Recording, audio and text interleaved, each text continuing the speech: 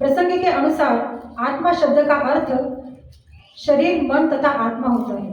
योग पद्धति में मन तथा आत्मा का विशेष महत्व है, क्योंकि मन की योग पद्धति का केंद्र बिंदु है। अतः इस प्रसंग में आत्मा का तात्पर्य मन है।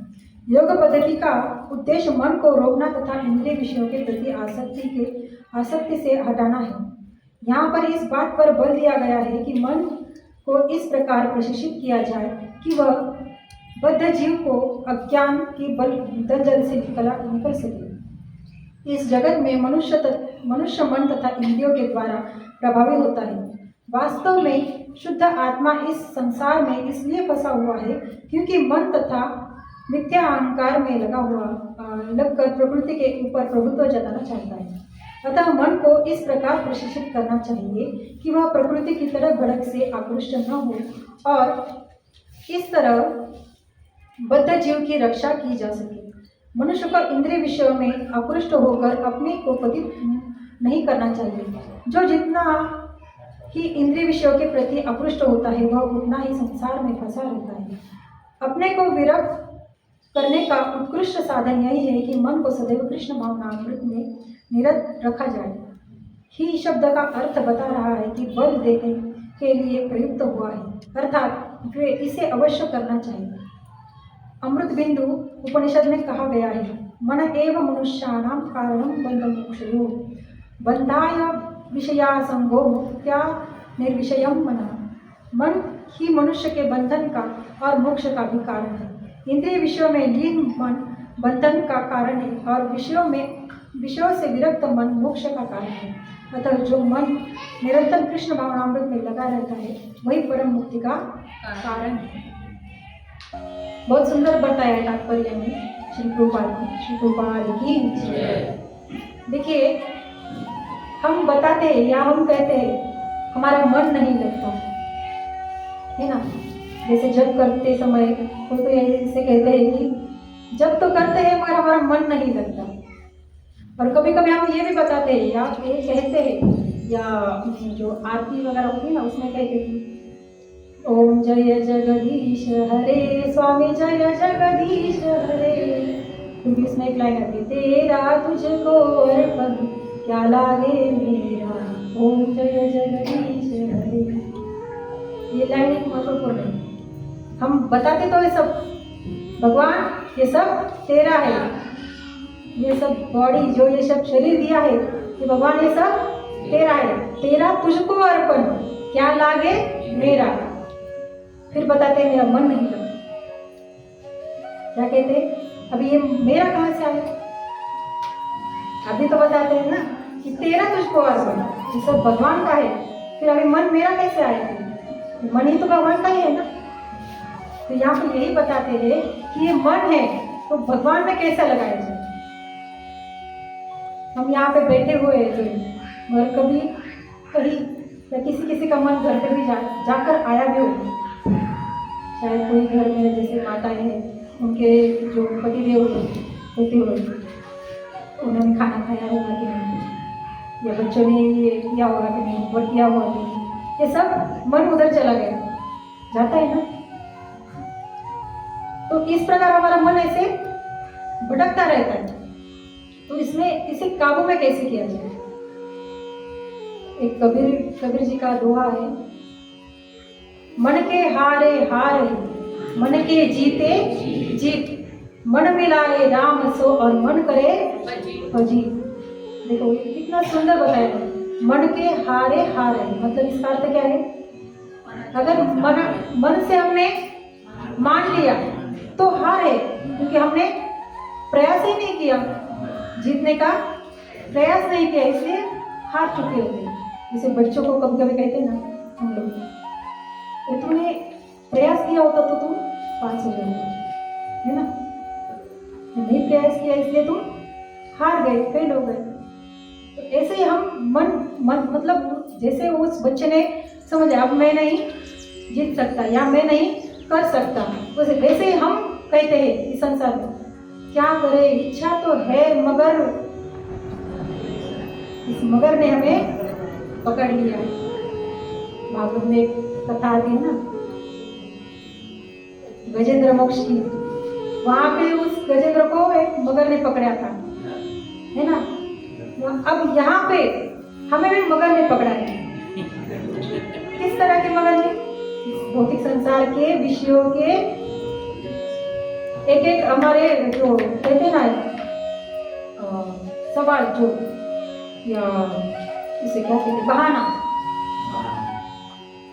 ये बहाने तो है ना करने के। हाँ, हम आना तो चाहते हैं, मगर सत्संग में आना तो चाहते थे, मगर मेहमान आना तो चाहते थे, मगर अचानक से सिर में दर्द होने लगा। आना तो चाहते थे, मगर अचानक से बारिश आ गई।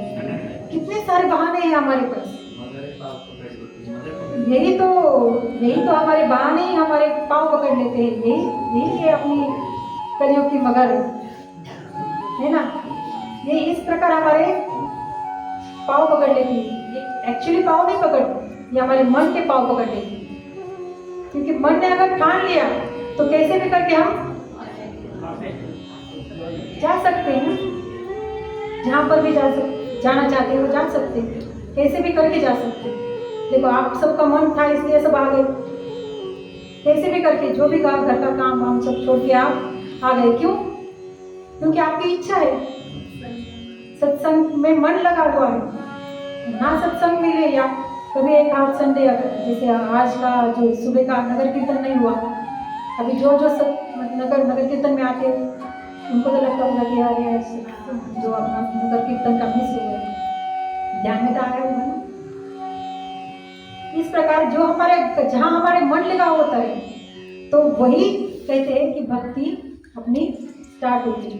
तो प्रभुपाद इतनी सुंदर इसमें कहते हैं कि मन को काबू में या वश में हम कर ही नहीं सकते, या मन को ऐसे दबा के तो नहीं रख सकते जैसे छोटे बच्चे होते हैं। तो कभी ये तो बहुत अच्छा बालक है, ये बैठता है कम से कम अच्छे से सुनता है, मगर हमारी जो छोटी बच्ची है बैठ बोले नहीं बैठती। ये ऐसा हमारा मन है, चंचल, नहीं बैठता एक जगह पे या नहीं सुनेगा। क्यों? क्योंकि हमने बुद्धि मन के हाथ में दी है कि नहीं। मन जैसा कहे वैसे हम चलते हैं, और मन ने ना कही तो नहीं चलते, बैठ जाते हैं, फोन देखते रहते हैं या टीवी देखते रहते हैं या घर में कुछ काम में हम लगे रहते हैं।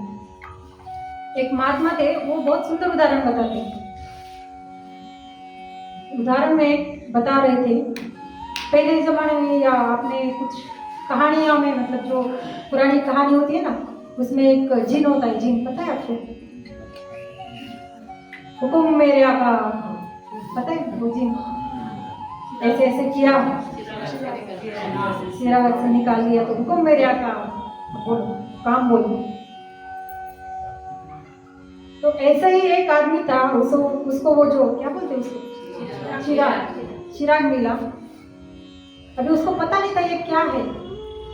अभी वो थोड़ा सा मिट्टी में एकदम मैला हुआ था, तो उसने क्या किया, उसे लिया और साफ करने लगा थोड़ा। अभी उसको क्या पता था इसको चलाने का यही तरीका है। अभी वो साफ करने लगा, जैसे ऐसे साफ किया तो प्रकट हुआ है वो जिन। हुकुम मेरा का, ये डर गया, कहाँ से आया नहीं। तुम कौन हो भाई? भूत भूत तो नहीं, मैं आपका सेवक हूँ, आपका दास हूँ, आप जो भी बोलेंगे मैं करूँगा। मैं तो गरीब आदमी हूँ, मेरा कहाँ से दास आया? नहीं, मैं आप भी मेरे मालिक हो और मैं आपका दास हूँ, आप जो कहेंगे वो मैं करूँगा। बोले ठीक है, क्या करें? बोले अच्छा ठीक है, मैं तो गरीब हुआ, भी मुझे अमीर बनाऊँ। एक झटके में उसको बहुत सारा धन दिया। अभी बोलो हुकुम मेरे आका। फिर बाद में जो भी उसकी इच्छा थी, खाने की पीने की, जो भी उसका मतलब भौतिक जो इच्छाएं थी, वो सब एक एक करके मांग ली उसने। तो वैसे वैसे जिन्हें एक फटाक से वो पूरी करता गया। तो अभी हुकुम मेरे आका। अभी वो सुबह से रात होने तक अभी कितनी इच्छा है, हम लिस्ट भी बनाएंगे, मगर जिन्हें 5 मिनट में वो पूरी करता है, तो कितनी इच्छाएं होंगी हमारी। इतनी इतनी बड़ी अगर लिस्ट भी बनाएंगे तो फिर दोपहर तक शाम तक तो खत्म हो सकेगी, है ना। अभी बहुत सारा कोई कामना भरा हुआ हो तो बता नहीं सकते होगा, मगर साधारण हमारी जो इच्छाएं हो तो पूरी हो जाएगी। फिर हम बोले बस अब बस, वो भी बोला अभी बस, नहीं नहीं नहीं नहीं मेरे आका मुझे कुछ काम है, मैं बिना काम का बैठ नहीं सकता, मैं इसे शांत नहीं बैठ सकता। तो बोले क्या काम है, ये परेशान हो गई, मेरे आका मुझे काम दो नहीं तो मैं आपको ही खा जाऊंगा। मुझे वो क्या मुसीबत आ गई, फिर उसे काम नहीं दिया तो मेरा ही काम तमाम हो जाएगा, क्या करे अभी। वो बेचारा परेशान हो गया कि क्या काम करूँ, कहाँ काम, क्या काम करूँ। तभी रास्ते से एक महात्मा चल रहे थे। जब तक उसको जिन को एक काम दिया उसने तो महात्मा से बातचीत करने लगा, महात्मा जी मुझे बचा लो, इस जिन से बचा लो। बोले क्या हुआ, बोले ये जिन मुझे कुछ ना कुछ काम मांगता है, अभी मैं क्या काम दूँ उसको, अभी मेरी सबकी इच्छा तो पूरी हो गई, अभी क्या करूँ। बोले महात्मा तो पहुंचे हुए महात्मा थे। बोले काम करो, वो लकड़ी दिख रही है डंडी बड़ी सी, बोले हाँ। तो जिनको बोला ऊपर जाओ नीचे आओ, ऊपर जाओ नीचे आओ, ऊपर जाओ नीचे आओ, जब तक मैं ना कहूँ तो बैठना नहीं। बोले हाँ, तो इससे क्या होगा, बोले वही काम करता रहेगा, तुम टेंशन फ्री हो जाओगे। बोले हाँ इससे तो उसने ऐसा ही किया, जिनको बोला वो जो डंडी है लकड़ी है तुम ऊपर नीचे करते रहो, जब तक मैं ना बोलूँ तुम बैठ जाओ, तब तक तुमको बैठना नहीं है।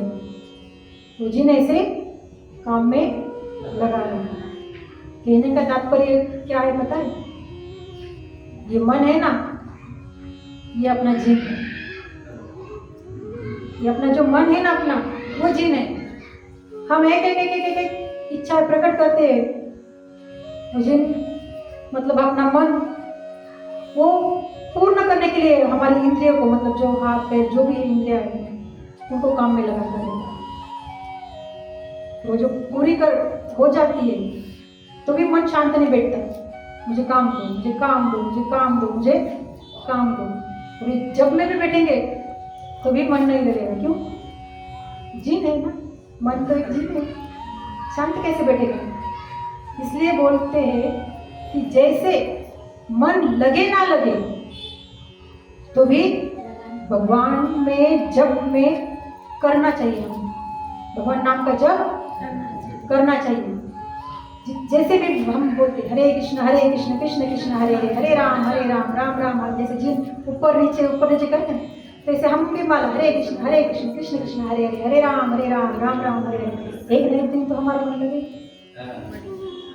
तो इस प्रकार कहते हैं कि मन को अलग से कुछ नहीं करने, जो हमारा जो व्यवहारिक जो भी हम कार्य करते हैं, जिस प्रकार हमारा जो जॉब होगा, व्यवसाय होगा, जो भी हम क्रिया करते हैं, या जो हमारी माता है घर संभालती है, वो काम करते करते भी अपना मन भगवान में लगा सकते हैं। किस प्रकार, सेवा के माध्यम से।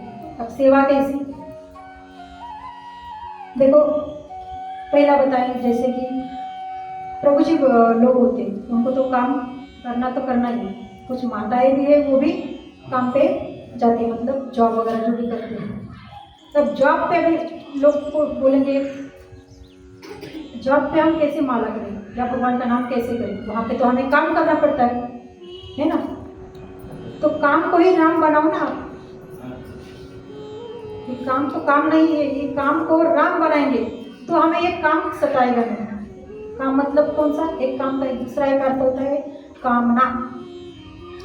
अब ये काम हम क्यों करते हैं, जो जॉब वगैरह जो नहीं क्यों करते हैं, पेट पालने के लिए या हमारा परिवार संभालने के लिए, इसलिए करते हैं ना। तो ये अच्छे से कैसे हो जाए, तो भगवान के नाम से, या ये सोच के किया करो कि ये जो मेरा काम है, ये जो मेरा व्यापार है, ये जो मेरा बिजनेस है, कोई भी जो भी हो, आपका एक्सरसाइज है जो भी हो, तो ये मेरा ना होकर ये भगवान ने मुझे करने के लिए दिया है और मैं अच्छी तरह से वो करूँगा।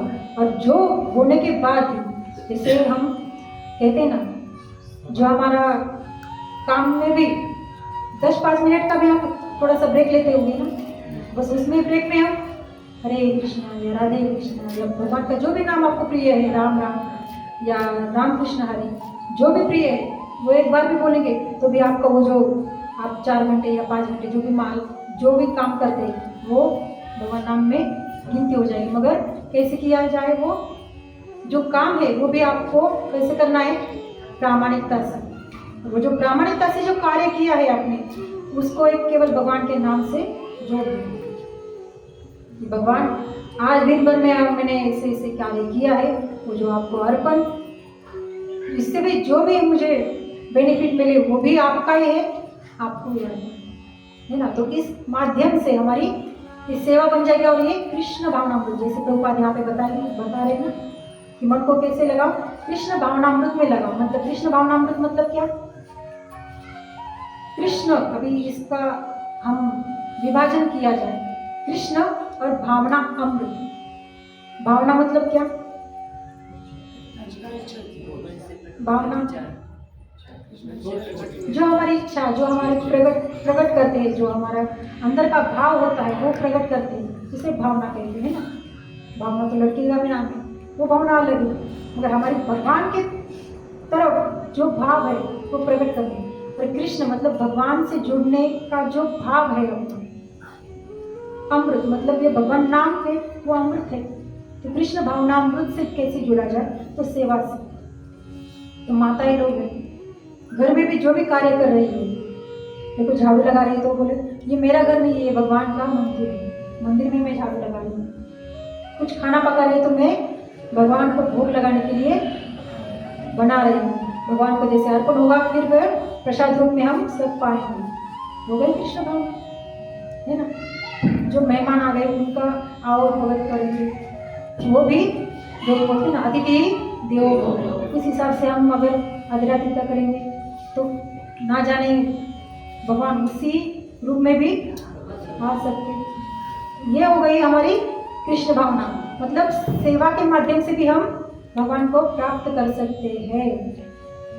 और सेवा किस प्रकार की जाए ये हमें साधु संग या सत्संग में हमें पता चलता है, या जो हमारे आचार्य ये हमें बताते हैं। देखो इस प्रकार से एक सेवा से हिसाब से याद है, जैसे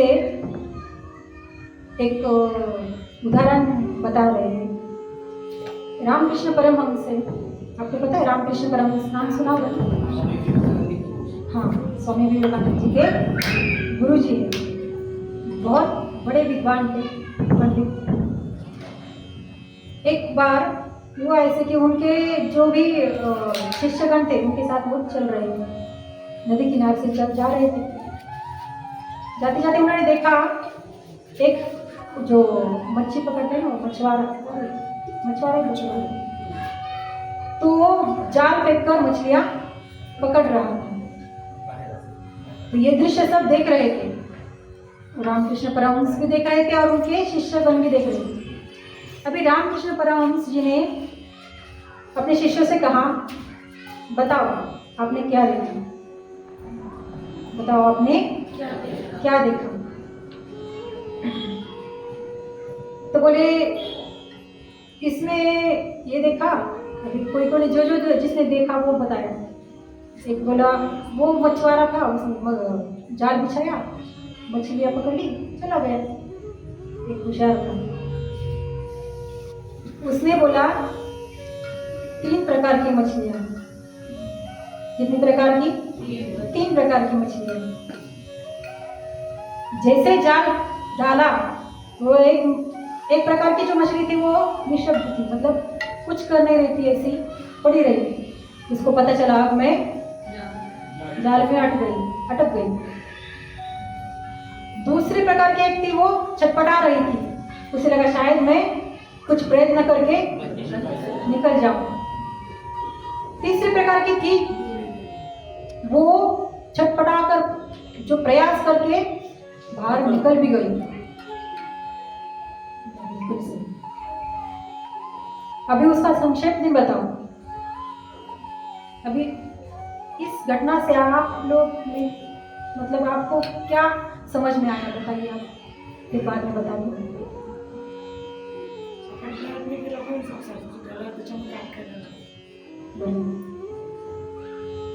देखो 3 प्रकार की मछलियाँ बताइए, कितनी? 3 प्रकार की। पहली कौन सी?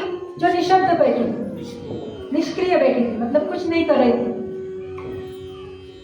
ये मैं आपको नहीं बता रही हूँ, जैसे मैं सच में बताऊँ, जैसे व्यासपीठ पर बैठते हो ना, तो कुछ प्रश्न ऐसे होते हैं जो बताने के भगवान बुलाते हैं, तो खुद के लिए है, मेरे खुद के लिए भी है। ये पहली प्रकार की मछली भी मैं हूँ कि हम इस संसार में ऐसे निशब्द बैठे हैं। अभी पता चला हमें संसार में हम अटक गए, क्या करें, हम कर नहीं सकते, बाहर निकल नहीं सकते, है ना। हमारा अभी मैंने बताया था ना कि हम बिना प्रयत्न के ही बोलते क्या करें, मगर नसीब में होता तो हम मंदिर में आते, नसीब में होता तो हम वृंदावन जाते, नसीब में होता हम धाम यात्रा करते, नसीब में होता तो हम ये करते वो करते, ना जाने क्या क्या करते। नसीब के ऊपर हम डिपेंड रहते हैं, मगर खुद से प्रयत्न कुछ नहीं करते, ऐसे ही निष्क्रिय बैठते हैं ना। अभी आप तो सक्रिय है इसलिए आप यहाँ पे आए, जो नहीं आते नजदीक रहते हुए भी तो वो कैसे है, वो मछली की तरह निष्क्रिय है। तो इसलिए फिर बोलते क्या करें, हम तो संसारी है, संसार में फंसे रहते हैं, कैसे निकले बाहर, है ना। अब हम प्रयास ही नहीं करेंगे तो कैसे निकलेंगे। दूसरी प्रकार की मछली है, वो क्या करती है, छटपटा रही है, छटपटा रही है मगर बाहर नहीं निकल रही है। तो दूसरे प्रकार के होते हैं वो कम से कम प्रयत्न तो करते हैं, जैसे हम लोग माला करने का प्रयास कर रहे हैं मगर मन नहीं लग रहा, तो भी हमें क्या करना है, प्रयास करते रहना है। कब तक करते रहना है, अंतिम सांस तक। ना जाने कब भगवान मिल जाए, ना जाने कब हमारा प्रयास सक्सेस हो जाए, ना जाने कब हम छूट भी जाए, अंतिम क्षण तक हमें लगे रहना है। जो एक मूवी था ना, लगे रहो मुन्ना भाई, जैसे लगे रहो हम कृष्ण भावना में, तो अंतिम क्षण तक हमें लगे रहना है, वो प्रयास करना हमारा कार्य है। और तीसरे होते हैं वो, तीसरी मछली वो छटपटा के प्रयास करके निकल भी गई। तो इस प्रकार हमें भी प्रयास करते करते हमारा जो माध्यम है, गुरु के माध्यम से हम जा रहे हैं ना, तो गुरु के हाथ में हम अपना हाथ दे दो। कौन सा हाथ, भक्ति का। वो सीधे तरह से भगवान के सामने हमें रख देंगे, मगर हमें वहां तक जाने का तो प्रयास करना चाहिए। भगवान दूर नहीं है, भगवान बोलते हैं मैं पास में हूं। भगवान क्या बोलते हैं, हृदयेषु अर्जुन तिष्ठति, सबके हृदय में मैं रहता हूँ अर्जुन, केवल मुझे पुकारने की जरूरत है। मगर हम पुकारते नहीं। पुकारते कैसे है, हे भगवान मेरे बेटे को नौकरी दिला दो, हे भगवान मेरा इतना घर हो जाए बस, हे भगवान सब दुख दूर कर दो बस, बाकी कुछ नहीं चाहिए। ऐसे लगे रहेंगे भगवान के पीछे। तो भगवान क्या जॉब पे है क्या, अपने सब काम निपटाने। तो हमें प्रयत्न कैसे करना चाहिए, जिस प्रकार हमें अपने गुरु जी ने बताया है, जैसे साधु संत ने हमें बताया है, उस प्रकार हमें बस प्रयास करते रहना है। किस प्रकार प्रयास करते रहना है, सेवा के माध्यम से, जैसे अभी बताया है उस माध्यम से। जैसे प्रयास करते रहेंगे तो बार बार हमें स्मरण कहीं पर भी हो, स्मरण कौन सा होगा, भगवान का ही होगा। जैसे हम काम करते करते काम करते रहो, नाम जपते रहो, कृष्ण गोविंद गोपाल गाते रहो, काम करते रहो, नाम जपते रहो। कैसे काम करते करते हमें भगवान का नाम लेना है। और जैसे हमें ये करते करते रहेंगे ना, तो जैसे बोलते हैं ना कि एक हैबिट्स बन जाती है ना, वो करने की जरूरत नहीं। प्रभु जी हमेशा एक उदाहरण देते हैं। एक हम कभी अभी प्रभु जी हार लेके आते हैं हर संडे। आपने कभी वहाँ पे गौर किया होगा, वो जो माला बना रहता है और हमसे बातचीत भी करता है, माला भी बनाता है, हमसे बोलता भी है, बातचीत भी करता है, जो व्यवहार है वो भी करता है, मगर उसका काम चालू है कि सुई से मतलब सुई धागे से वो फूल की आसानी से निकल रहा है, मगर हाथ में चुभती भी नहीं। क्या हुआ? उसका अभ्यास हो गया है ना। ऐसा अभ्यास हुआ, बार बार करते करते करते। पहले तो उसको चुभता होगा, वैसे हमें भी नाम जप करते करते हमें कभी भी मन में दूसरे जो भी हमारी भौतिक कामनाएं या भौतिक जो विचार है वो हमें सताएंगे, पक्का सताएंगे, क्योंकि हम वो अपने अंदर भरे हुए है। आपकी नहीं, हमारे भी, मेरे भी अंदर है, वो हमें भी सताते हैं। ऐसे नहीं कि हम बहुत साल से है, या आप बोल रहे कि अभी माता जी प्रभु जी तो वो पूरा घर परिवार उसी में लगा हुआ है, तो उनको तो नहीं आते थे। भगवान की माया बहुत प्रबल है, अंतिम सांस तक हमें वो सताएगी। तो हमारा भी मन इधर उधर घूमता रह जाता है, मगर तो भी मन को वश में कैसे करता है? जैसे भी हम इधर उधर भटकेगा मन, तो ध्यान फिर बाद में भगवान की किसी सुंदर रूप का ध्यान करा। देखो ये भगवान कितनी सुंदर रूप सामने दिखते हैं ना। जैसे आप आँख बंद करते, अभी हम नाइट के टाइम अपना जो सुंदर सा एक भजन लेते हैं, नाम कीर्तन ध्वनि लेते हैं, तब आप जैसे आँख बंद करते तो आपके सामने कुछ ना कुछ भगवान की प्रतिमा आती होगी। इसी प्रकार इधर उधर मन भटकेगा तो भी हमें नाम लेते रहना है और भगवान का स्मरण करते रहना। कितनी मछलियां हो गई? 3 हो गई।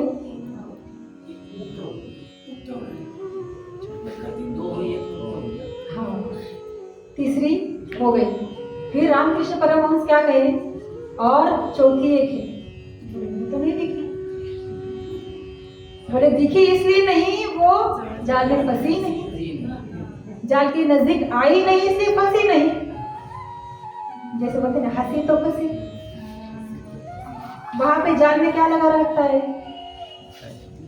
उनके पसंदीदा कुछ चीजें रख दिए जाते हैं कि जिससे वो अट्रैक्ट होते हैं, मगर जिसको पता होता है अभी इसमें अभी ये जाल बिछाएगा तो कुछ ना कुछ हमें फंसने का चांस है। जो होशियार है, वो बुद्धिमान है, वो वहाँ पे जाती ही नहीं, जाल के नजदीक जाती ही नहीं, इसलिए वो उसमें फंसती नहीं।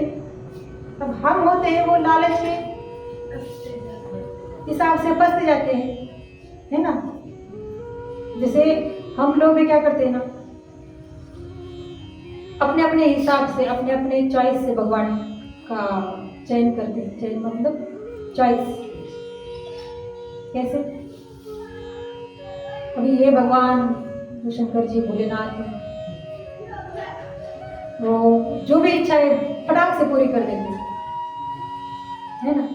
इसलिए बम बम बोले सब मुझे दे ले, इस प्रकार जो भी है, क्योंकि वो देवता अपनी अपनी जो इच्छा है वो पूरी कर देते हैं, मगर एक केवल भगवान है जो आपकी इच्छा है वही छीन लेते हैं। और जो आपके अनुकूल है या आपको जो चाहिए, मतलब ये भौतिक वाला नहीं है, जो आपका रियल आपका उद्धार करने जैसा है, या जो आपका रियल आपको भगवान की तरफ ले जा सकते हैं, इस प्रकार का आपका करवा देंगे। जैसे माता पिता, आज देखो आज क्या है, मातृ।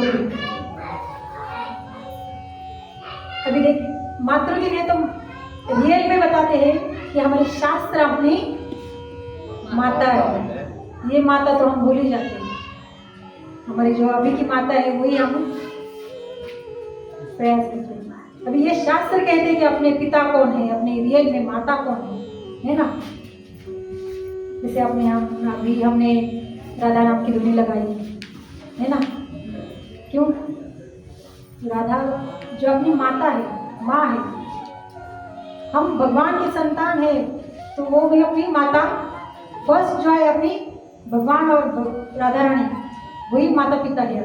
और कभी भी अपने माता पिता अपने बच्चों का कभी वही नहीं चाहते। इसलिए भगवान ने अगर कभी हमारी परीक्षा लेकर कुछ हमसे छीन भी लिया भौतिक संसार का, तो भी ना डरना और ना ही हताश होना कि इतने साल से हम लगे हुए इतना नाम स्मरण करते तो भी हमें लगा क्या हाथ में कुछ भी नहीं। ऐसा मन में विचार आता है कि नहीं? किस किस के आता है? हाथ कोई ऊपर नहीं करेगा, कोई नहीं, किसी ने। मगर कभी ऐसा नहीं, मगर एक शुद्ध भक्त या जो प्योर भक्ति मार्ग में लगे होते हैं ना, तो वो ये सोचते कि भगवान जो करते हैं वो मेरे लिए अच्छा ही है। इसलिए हमारे गुरु महाराज श्री भक्तिपाद हमेशा कहते हैं कि एक प्रार्थना बनाइए, इंग्लिश में है, उसका अनुवाद किया है, जैसे कि जो भी भगवान ने हमें दिया है present moment now as it is, thank you Krishna. हे भगवान, आपने जो भी ये वर्तमान स्थिति दी है उसमें आपका धन्यवाद। क्यों? क्योंकि आपने ये हमें दिया है, हम इसके काबिल नहीं होते हुए भी आपने हमें ये सब दिया है। बोलिए, अभी हम सोचते हैं हम बाद में करेंगे, बाद में करेंगे, बाद में करेंगे। अभी एक घटना हो गई थी, कौन से वो गाँव है, जबलपुर ना, वोट की घटना हुई थी, आपको पता है? अभी वो बहुत सारा वो मैसेज आते हैं, वो जो माँ ने एक बच्चे को ऐसे पकड़ रखा था। अभी कितना भी पकड़ेंगे तो छोड़ना तो है ही एक बार। शरीर के साथ क्या रहेगा? तो हमें पकड़ना कहाँ पे है? अपनी जो अपनी रियल माँ है। कौन सी माँ है? भगवान है, राधा रानी है, वो रियल माँ, उसको पकड़ना है। किस प्रकार पकड़ना है? नाम के माध्यम से। जैसे जैसे नाम पुकारेंगे वैसे वैसे तो प्राप्त हो जाएंगे। तो दूर नहीं है, नजदीक है। भगवान कहते हैं तुम केवल एक कदम मेरे पास आ जाओ, चलिए मैं 10 कदम आपके पास दौड़ के आऊँ। इसका उदाहरण पता होगा आपको, सुदामा जी। केवल उनकी इच्छा नहीं थी कि मैं वहां पे जाकर कुछ मांगू, मगर पत्नी की इच्छा थी। अभी थोड़ी गरीबी है, आपके जो मित्र है वो सब कुछ जानते हैं, तो वहां पे जाके आप मांग लो। मगर सुदामा क्या बोले? नहीं, मित्र के पास कभी भी याचक बन के नहीं जाना चाहिए। मित्र तो मित्र होता है, उसमें जो भाव होता है, संबंध होता है, वो प्रेम का होता है। जहाँ याचक का भाव नहीं रहना चाहिए। तो बोले ठीक है, आप याचक बन के मत जाइए, कम से कम मिलने तो जाइए। अभी इनको पता था, भगवान को क्या नहीं पता? भगवान तो सब जानते हैं, अपनी कंडीशन भी वो जानते हैं। अगर इनकी कंडीशन वो देखेंगे तो वो खुद से समझ जाएंगे कि हमें क्या चाहिए, तो खुद से देंगे। इस भाव से उनकी पत्नी ने वहां पे भेज दिया। मगर ये तो सरल स्वभाव के थे, है ना, सरल स्वभाव के थे, इसलिए अपने मित्र को मिलने जाना है तो खुशी से वो निकल गए। वहां जाने के बाद भगवान ने रास्ते में भी वो बताएंगे तो ये पूरा एक आज का समय निकल चला जाएगा। एक्चुअली मुझे एक कथा दूसरी लेनी थी, मगर अभी देखो बोलते ना, माझिया बड़े नाही मी बोलवत सका पांडुरंग। एक्चुअली मुझे आज बताना था, हमारे जो सड़गोसा में है ना, जो अभी हमने एक भजन लिया था, वृंदावन में प्यारो वृंदावन। जो वृंदावन में सप्त देवालय है, वृंदावन में सप्त देवालय मतलब जो 7 भगवान है, ठाकुर जी है, वो स्वयं प्रकट है। जो इन ठाकुर जी को किन किन महात्माओं ने प्रकट किया है, तो इस बात पर मुझे चर्चा करनी थी। ये मैं सुनकर मतलब किन किन महात्माओं से सुन के भी आई थी, तो मुझे आज वो ही बताऊँ। अगर भगवान की योजना तो उनकी योजना थी, वो दूसरे कुछ बुलवा रहे हैं। बताइए अभी मैं क्या हूँ? सुदामा का प्रसंग चल रहा था।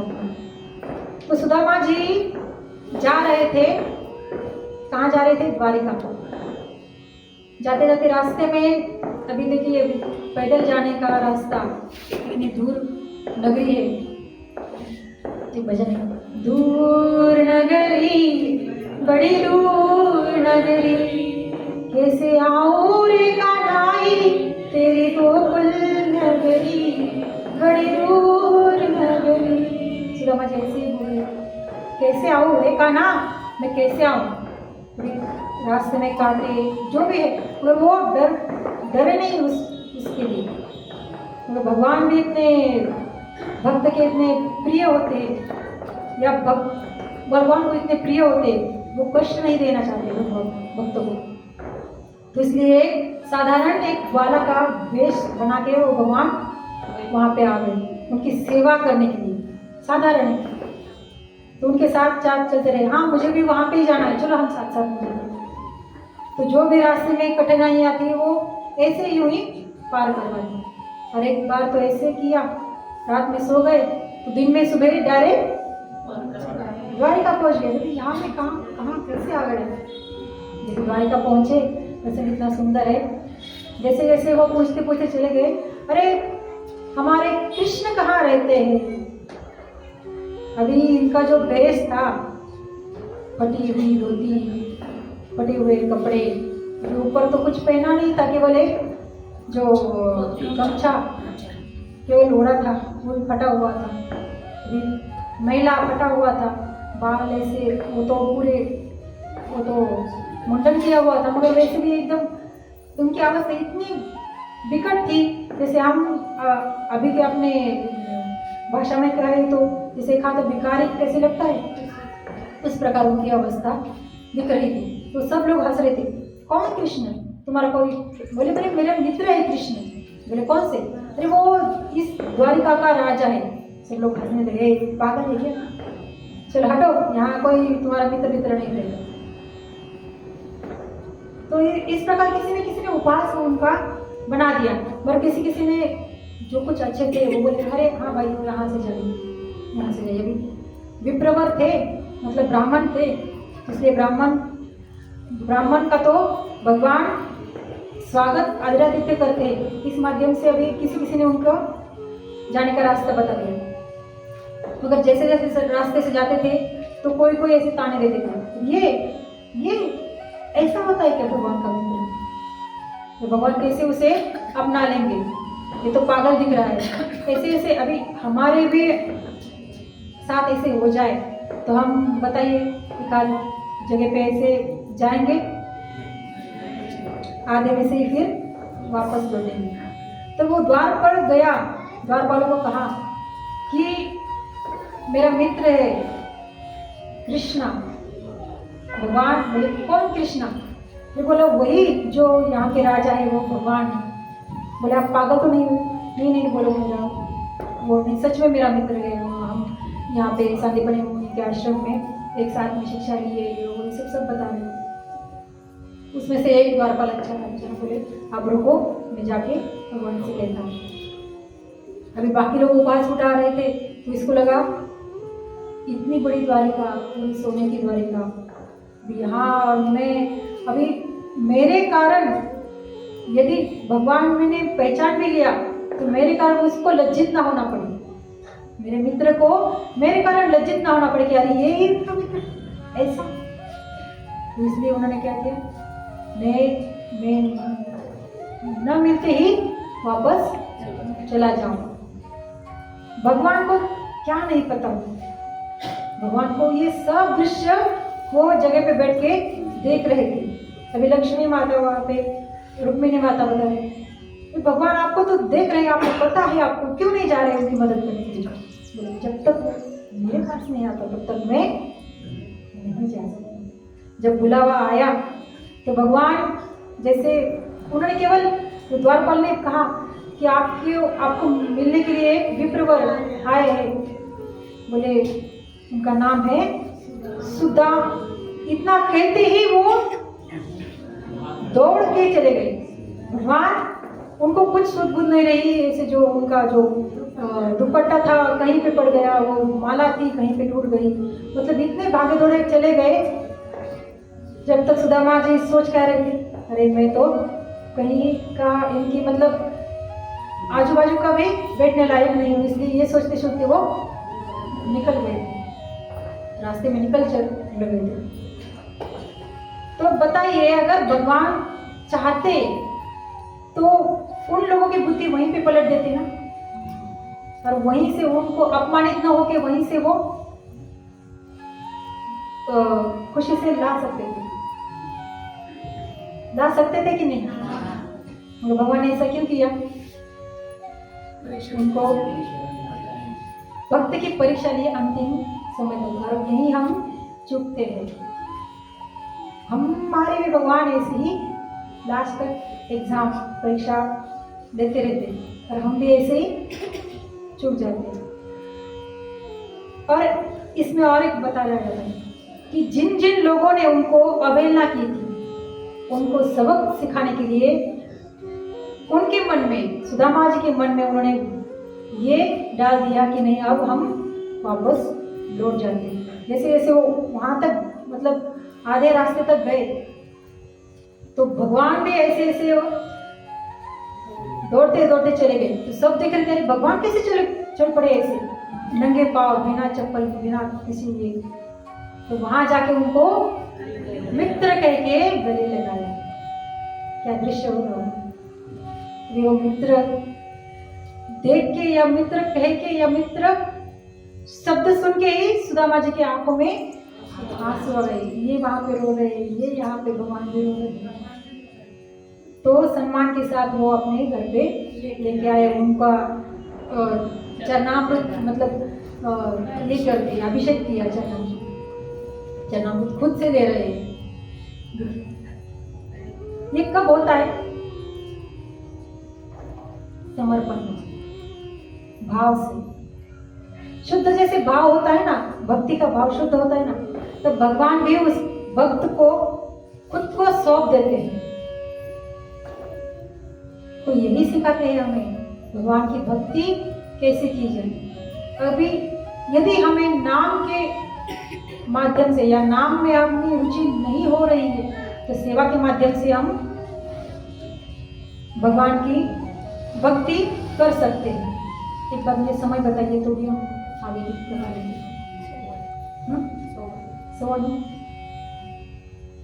अभी समय हुआ है। एक्चुअली कथा लेनी तो बहुत सुंदर थी कथा, नेक्स्ट टाइम कभी लेंगे।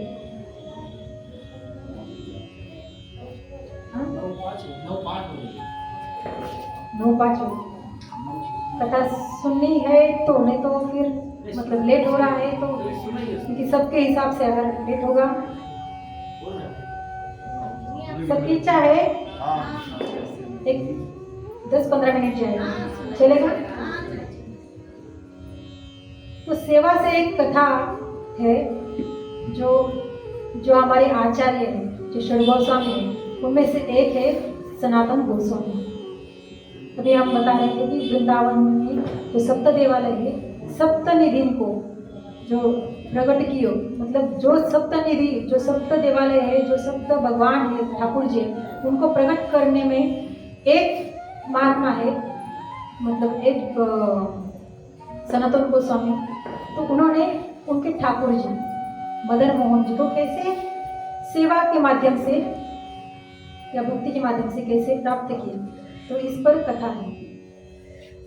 तो एक बार जैसे रूप गोस्वामी और सनातन गोस्वामी, ये भाई भगवान की भक्ति में या भगवान के नाम में इतने लीन थे, तो उनको बाकी कुछ, हालांकि देखा जाए तो अभी मैं एकदम डीपली नहीं जाऊंगी क्योंकि अभी समय का पूरा अभाव है। देखा जाए तो वो बहुत अमीर घर से थे, मगर जैसे भगवान चैतन्य महाप्रभु का उनका संग हुआ तो उन्होंने सब छोड़ छाड़ के केवल भक्ति मार्ग में अपना पूरा जीवन समर्पित किया। और नाम में इतनी रुचि बढ़ गई कि उनको कुछ भी भाता नहीं था। जो अपने भौतिक संसार का जो भी है ना सुख, वो कुछ भी भाता नहीं था, केवल नाम मिल जाए बस। बाकी खाना पीना भी उनको अच्छा नहीं लगता था। जैसे भी रोटी जैसे माधुकरी मांग के लाते थे वही जो प्राप्त थे वही पर्याप्त थे करके पाकर फिर भगवान के नाम भजन नाम में लगते थे। तो इस प्रकार वो ऐसे भजन करते रहते थे। एक बार ऐसे ही मधुकरी मांगने के लिए गए थे वृंदावन में, तो वहां पे एक ठाकुर जी थे, इतने सुंदर इतने मनमोहक थे।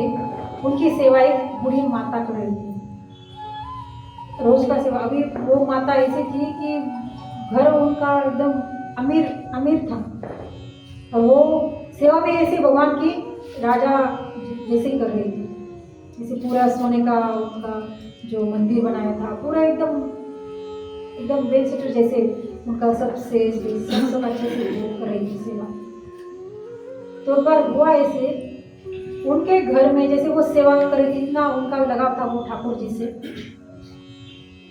तो जैसे जैसे वो सेवा करती रही, मगर अचानक से उसके घर में एक एक एक एक एक करके उनके जो परिवार के लोग थे किसी न किसी माध्यम से वो गुजर रहे थे। जैसे जैसे वो ठाकुर की सेवा में या भक्ति में लीन होती रही, वैसे वैसे देखो ये भगवान का माया का एक रूप में छीन लेते हैं एक एक एक एक एक। जैसे जैसे भगवान की तरफ भक्त जैसे आकृष्ट होते हैं, तो भगवान भी उनकी एक एक एक एक एक माया के रूप में वो सब भौतिक जो बंधन है ना वो छीन लेते हैं। तो अकेली बुढ़िया मार रही थी उस घर में, वो बेचारी कैसे कैसे सेवा कर रही थी, जैसे ठाकुर जी की जो अष्टयाम जो भोग है वो ये सब कर रही थी। तो ये हमारे सनातन गोस्वामी गए, आज उनके द्वार पर गए, माँ भिक्षा आ गई। तो माता ने भिक्षा दी, जैसे माता ने भिक्षा देने के लिए दरवाजा खोला, वो भिक्षा दे रही थी, तो उनकी नज़र अचानक से उनके सामने जो ठाकुर जी बैठे थे उनकी तरफ गई। तो वाह कितने सुंदर है ये ठाकुर, कितने सुंदर है, मनमोहक है।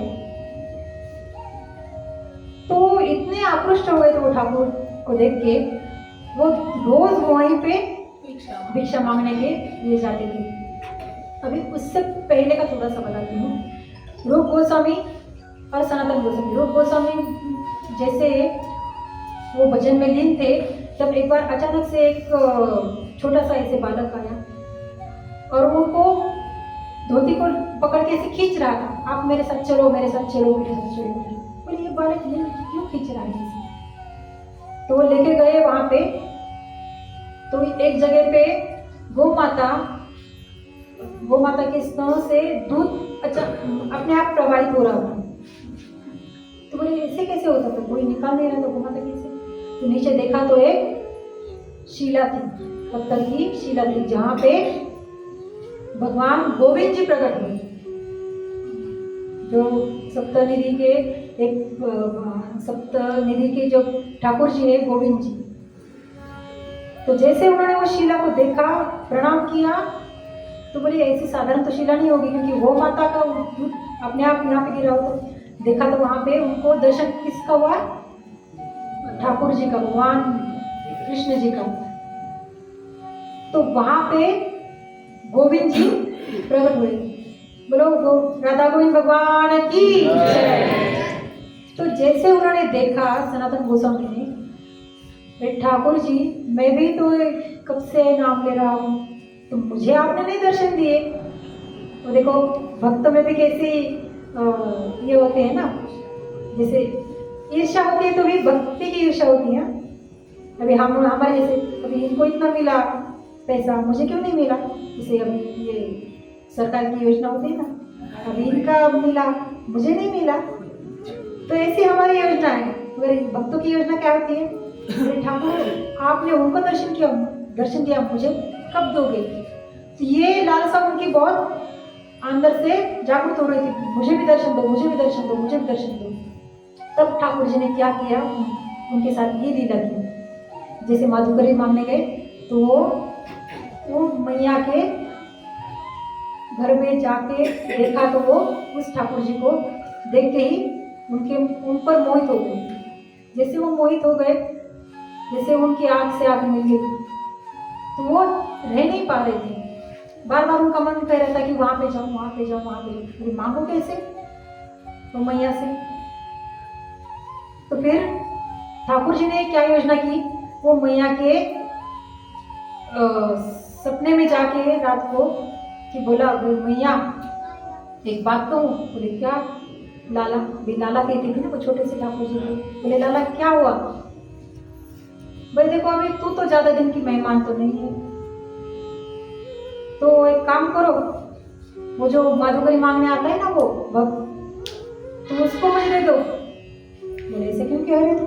देखो अभी तू तो बूढ़ी हो गई है मैया, तो तू जाने के बाद मेरा कौन ख्याल रखेगा? क्योंकि अभी इन्होंने इतने अच्छे से रखा था ठाकुर जी को, सब सोने का ये का। तो फिर बाद में मैया को भी समझ में आया अगर मैं तो चली जाऊंगी, अभी मेरे जो भी बाकी रिश्तेदार है उनको तो भगवान के इतना लगाव नहीं है, तो वो सब भगवान का जो भी सामान है वो छीन लेंगे या कुछ भी करेंगे, भगवान की सेवा भी करेंगे या नहीं पता नहीं। अभी ये बेचारा भक्त है वो कर सकता है, तो ठीक है अभी भगवान मेरी तो इच्छा नहीं देने की, मगर अगर तुमको जाना है तो ठीक है, जैसी तुम्हारी इच्छा। ये किस में चल रहा है? सपने में। सपने भगवान ने दर्शन दिया, सपने में ये सब बातचीत चल रही है। जैसे दूसरे दिन वो सनातन गोस्वामी वहां पे उनके घर पे गए माधुकरी मांगने। तो माधुकरी में क्या दिया अभी भगवान वो मैया ने सीधा ठाकुर जी देखी। अरे ये तो खुशी से पागल हो रहे थे। अरे मैया आज अपने बोले मैया देख मैं पहले ही बता रहा हूँ मेरे पास तो कुछ नहीं, मैं ऐसे ही ठन गोपाल हूँ। बोले अरे क्या बताऊं तुम्हें भी, ये जहां भी जाते हैं ना सब छीन ही लेते हैं। अभी तुम्हारे पास है ही नहीं कुछ छीनने के लिए, क्या छीनेंगे तुम्हारे, है ना? अभी मेरे पास थे तो मेरा एक सब घर परिवार सब छीन लिया। बोले छीन लिया मेरा भोला सामन, राधा रमन प्यारो राधा रमन। ऐसे भगवान वो चित्त को चुरा लेते हैं। तो अभी तुम्हारे पास कुछ चुराने जैसा है ही नहीं, तो अभी क्या चुराएंगे? इसीलिए तुम लेके जाओ। बोले देखो मैया एक बात कहूँ, जैसे तुम सेवा कर रहे हो मुझसे ये सेवा नहीं बनेगी, क्योंकि मैं माधुकरी मांग के खाता हूँ, जो भी आता है बस उसमें यमुना जी का जल मिला के जो भी है पा लेता हूँ। आप बोलेंगे उसको घी की रोटी या जो पंच पकवान, ये तो मेरे से नहीं होगा। बोले कोई बात नहीं, जैसे आपको सेवा बने वो कर लो, मगर ठाकुर को लेके जाओ। अभी इनके पास तो कुछ व्यवस्था नहीं थी, बेचारे अपने कुटिया बना के भगवान का भजन कर रहे थे। अभी कुटिया में भी उन्होंने क्या किया, फिर जैसे पत्थर पे थोड़ा सा गोबर का लिंपन किया। ठाकुर जी अभी यही से समझ कर आप विराजमान हो। ठाकुर जी को जो भाता है ना तो वो कहीं भी जाते हैं, जहाँ पे भाता है वहीं पे जाते हैं। तो जैसे ही वो विराजमान हो गए, अभी वो माधुकरी मांगने लगे। जैसे माधुकरी मांगने गए बोले थोड़ा ज़्यादा देना, जैसे ज़्यादा मांग रहे थे। ऐसे तो कभी नहीं कहते ये गोस्वामी जी, आज क्यों मांगे, पता नहीं अभी भूख लगी होगी ज़्यादा, जैसे कुछ लोगों को लगता हो। तो उन्होंने दिया ज़्यादा, तो इन्होंने क्या किया, जमुना जी का जल दिया, जैसे रोज का टिक्कर बनाते थे, टिक्कर बना के ऐसे खा लेते थे। मगर अभी लग रहा उनको अगर मैं तो ऐसे पाता हूँ, मगर अभी ठाकुर जी तो वहाँ पे इतना ऐश्वर्यशाली जीवन जी रहे थे, अगर कम से कम ये थोड़ा सेक तो लो तो ठाकुर जी को अच्छा लगेगा। तो उन्होंने क्या किया, थोड़ा सा उसको कुछ लकड़ियाँ जला के थोड़ा सा सेक के भगवान अभी जो है रूखी सूखी खा लो। तो भगवान बेचारे कुछ नहीं बोले, जैसे है वैसे, अभी मरता क्या नहीं करता वैसे भगवान का वो जैसे है भगवान पा रहे थे। फिर ये भगवान का भोग होने के बाद खुद पा रहे थे, फिर भजन में लगते थे। अभी वहाँ पे भगवान का अष्टयाम सेवा होती थी, मतलब 7 बार 8 बार भोग लगते थे। अभी यहाँ पे दिन में एक ही बार, सनातन गोस्वामी के यहाँ पे एक ही बार भगवान को भोग लगता था। दिन भर पूरा 20 घंटा वो भजन करते थे, केवल 4 घंटे में जो भी भगवान की सेवा है, जो भी उनका कार्य है वो करते थे, बाकी पूरा दिन भजन में लगे रहते थे। अभी थोड़े दिन चले गए, 8-10 दिन चले गए, 10-12 दिन, 15 दिन, ऐसे भगवान रूखी सूखी खा रहे थे। बोले सनातन एक बात बताऊं? बोले हाँ बोले ठाकुर जी। बोले तो मैं मधुकरी तो मांगते हो, उस आटे के साथ थोड़ा नमक तो लाया करो, कम से कम नमक से थोड़ा टेस्ट तो आएगा ना, खाने में थोड़ा अच्छा लगेगा। बोले ठीक है भाई। इनको लगा रहे ठाकुर जी को इतना अच्छा से खिलाती थी मैया, क्या हो नमक मांगने से क्या होगा। तो मधुकरी से साथ साथ नमक भी लेके आए, नमक डाल के रोटी बना के वो खिला रही थी। बोले हाँ अभी थोड़ा स्वाद आ रहा है। अभी ऐसे फिर 8-10-15 दिन चले गए, फिर ठाकुर जी ये भजन कर रहे थे। फिर ठाकुर जी बोले सनातन, बोले अब क्या हुआ, आपको तो भोग लगाया है ना? बोले हाँ भोग तो है, मगर क्या हो रहा है अभी, स्वाद तो आ रहा है, नमक के कारण स्वाद तो थोड़ा आ रहा है, मगर ये ना जो रोटी है गले से नीचे नहीं जा रही है, अटक रही है, क्योंकि रुकी सुखी है ना। थोड़ा सा घी लगाते ना तो और अच्छा। सनातन घी, ठीक है अभी ठाकुर जी आपकी इच्छा है तो वो भी मांग लो। तो फिर उसके साथ घी भी मांगने लगी, फिर घी लगा के भगवान को खिलाते रहे। बोले अभी ठीक है ना? बोले हाँ आप तो बढ़िया लग रहा है, तो बढ़िया लग रहा है। ऐसे ही फिर थोड़े दिन चले गए। देखो भगवान कैसे भाई। बोले सनातन अब एक तो ऐसे भी रोटी को पका रहा है, तो खाद आलू अगर मांग के लाओ, उसमें थोड़ा सा वो आलू भी पका लो, उसमें थोड़ा नमक डाल के अगर दे दो तो क्या बात है। बोले देखो भक्त हो गए आपका। आप कहेंगे थोड़ा मिर्च डालो, आप कहोगे थोड़ा नमक डालो, आप कहोगे थोड़ा नींबू निचोड़ो, अब थोड़ा उसको फ्राई करो, आपकी तो लाइन चलती रहेगी ऐसी, मेरा भजन कब होगा। देखो भगवान ठाकुर जी अभी खाना हो तो ऐसे खाए, नहीं तो रो भूखे। देखो प्रेम, जैसे प्रेम बढ़ता है ना तो उस पर अधिकार भी ऐसा ही होता है, भक्त का और भगवान का। बोले रहो नहीं तो फिर जहां से तो आए हो वहीं पे तुम्हें लेके रहो, तुम्हारी मांगे तो और बढ़ती रही है, मेरा भजन नहीं हो पा रहा है। बोले नहीं नहीं नहीं ठीक है, जैसे तुम खिलाओ ऐसे मैं खाऊंगा। सनातन गोस्वामी ऐसे कहे कि गुस्से से वो जा रहे थे छोड़ने के लिए, तब वो गोटूराम जो शालिग्राम के स्वरूप में विग्रह थे उनके, वो अचानक से स्वरूप में बदल गए और वही है अपने राधा मदन मोहन जी। बोलो मदन मोहन भगवान की। ऐसे मदन मोहन जी जो देखो मदन मोहन, जिनका मदन मतलब जो मद है होता है, अपनी कामना होती है, उनका मोह लेते हैं, कामना का नाशी करते हैं ना अपनी, तो ऐसे है मदन मोहन। तो ऐसे मदन मोहन वहां पे प्रकट हो गए। वहां पे ये मंदिर है वृंदावन में, जहाँ पे परिक्रमा मार्ग लगता है ना, और जो अपने गोवर्धन का वृंदावन का परिक्रमा मार्ग में लगता है, यमुना के तट पे ही, जहाँ पे कालियादह है, कालियादह की नजदीकी ये अपना राधा मदन मोहन जी का मंदिर है। बहुत सुंदर मंदिर है, इसे ऊंचाई पर है, कभी जाओगे जरूर दर्शन कर लेना। बाकी कुछ करो ना करो, मगर वृंदावन जैसे जाओगे ना, ये सप्तनिधि के तो दर्शन जरूर करना चाहिए, क्योंकि ये स्वयं प्रकट है। अभी सप्तनिधि में से 4 भगवान मतलब 4 ठाकुर जी वृंदावन से चले गए। कहाँ चले गए? जैसे ये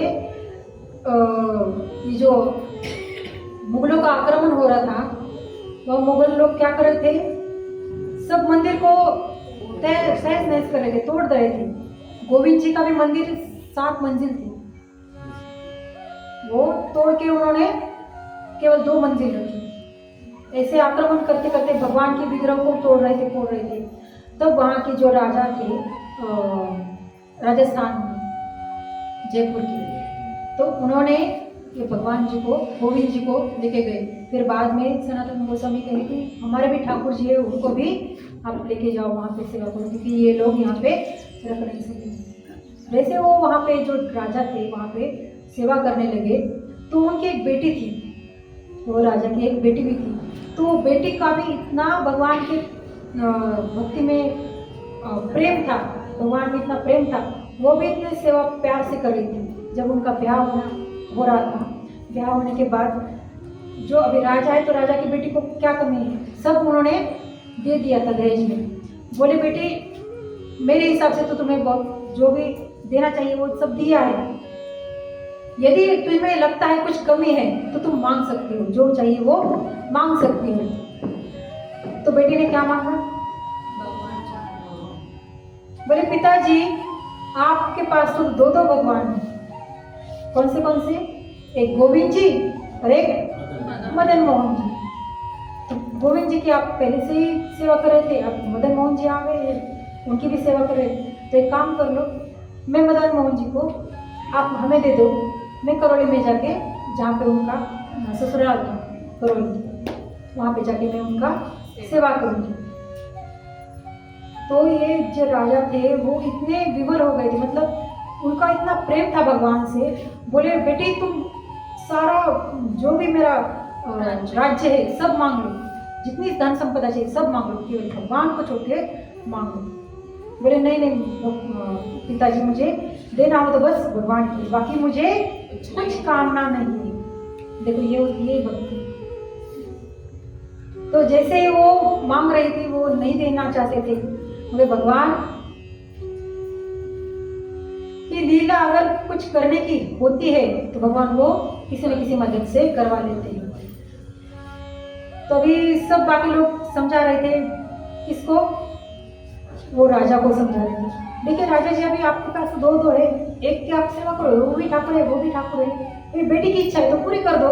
बोले नहीं ये भी मेरे ठाकुर जी है, मैं छोड़ नहीं सकता उनको, मुझे प्रिय है, मैं उनके बगैर नहीं रह सकता, बाकी कुछ भी मांगो। तो अभी ये देने के लिए तैयार नहीं, ये छोड़ने के लिए तैयार नहीं, अभी क्या करें? तो राजा ने क्या किया, एक तरीका अपनाया। बोले ठीक है, अगर तुम्हारी इच्छा है ना तो मैं देता हूँ, मगर एक शर्त है। बोले क्या शर्त है? बोले ये मदन मोहन जी के सेम मैं और 4 ठाकुर जी बनवाऊंगा, सेम प्रतिमा, और एक मदन मोहन जी जो रियल है एज इट इज बनाऊंगा। अभी इनमें से तुम पहचान लोगे जो रियल प्रतिमा है, अगर पहचान लोगे तो वो तुम्हारी, तुम ले जा सकती हो, अगर नहीं पहचानोगी तो वो मेरे पास आएंगे। बोले ठीक है मैं तैयार हूँ। बेटी भी इतनी श्रद्धालु थी, अभी रात भर उसको नींद नहीं आई, भगवान से प्रार्थना करती, भगवान कुछ भी करो मुझे, मगर मेरे साथ चलो, मुझे सेवा करने का मौका दो, मैं क्या करूँ भगवान, मुझे समझ में नहीं आ रहा है। पिताजी ने इतना द्वंद डाला है, तो मैं कैसे पहचानूँ आपको भगवान, कृपा करो। ऐसे उसके आंखों में से आंसू आ रहे थे, भगवान रात भर बेचारी सोई नहीं। तो भगवान उसको दृष्टांत देते हैं कि देखो अगर सच में तुम्हारी इच्छा है मैं आपके साथ आऊं तो एक काम करो, जैसे तुम पहचानने के लिए मेरे पास आओगी तो मैं जैसे बांसुरी का हाथ होता है ना, ऐसे तो मैं एक ऐसा उंगली हिलाऊंगा, तब तुम समझ जाना, अगर नहीं हिली तो ये झूठी है, अगर हिली तो ये सच्ची है। मैंने हाँ ठीक है, अब मुझे कुछ टेंशन नहीं। जैसे वो उसकी एग्जाम ही थी ना एक प्रकार से, दूसरे दिन जैसे बोला था वैसे सेम टू सेम 5 विग्रह सामने रखे गए। जैसे 5 विग्रह सामने रखे गए तो अभी उसकी आंखों में तो पट्टी बांध दी गई। अब देखेगी भी कैसे, केवल हाथ के स्पर्श से उसको ये करना था। अब जैसी पट्टी बांधी पहले भगवान को ऐसे करे, कुछ नहीं हिला। फिर दूसरे, फिर तीसरे करते करते 5 भी हो गए तो भी कुछ हिला नहीं। तो बोले ऐसे कैसे हो सकता है, भगवान ने तो। फिर प्रार्थना करी, भगवान मेरी लाज बजाओ, भगवान ऐसे मत करो, भगवान ऐसे मत करो। फिर बोले पिताजी और एक बार मुझे थोड़ा सा ये करना, चेक करना है। बोले ठीक है बेटी। तो मन से इतना विवल हो रही थी, इतना प्यार से पुकार रही थी, भगवान अब तो दर्श दिखाओ। तो फिर पहला हो गया, दूसरा हो गया, तीसरा हो गया, चौथे की बारी आ गई। तो बहुत, अभी उसको तो पता है अभी 3 हो गए, ये चौथा है, अगर इसमें से दोनों भी नहीं हो गए तो मुझे नहीं मिलेगी। तो इतनी रो रही थी, इतने आंसू आ रहे थे उसके आंखों से। भगवान को रहा गया नहीं रहा गया। तो भगवान ने फिर जैसे हाथ लगा रही थी ना, ऐसे ऐसे हाथ कर रही थी, तो भगवान ने जैसे हाथ यहाँ पे आया, हाँ ये मेरे मदन मोहन जी है। बोले सही पहचान। बोले देखो बेटी, तुम्हारी इच्छा है इसलिए मैं उनको नहीं दे रहा हूँ, दे रहा हूँ। अभी ये ठाकुर जी की इच्छा है कि तुम्हारे पास वो आए, इसलिए मैं इस इच्छा को अपनी इच्छा मान के तुम्हें सौंप रहा हूँ। तब ये ठाकुर जी, राधा मदन मोहन जी, फिर राजस्थान के अपने जयपुर से करौली में स्थित हो गए, महाकुंभ का मंदिर। तो कभी भी जाएंगे जयपुर, पिंक सिटी देखने मत जाइए, तो भगवान के दर्शन करने जरूर जाइए। हरे कृष्ण।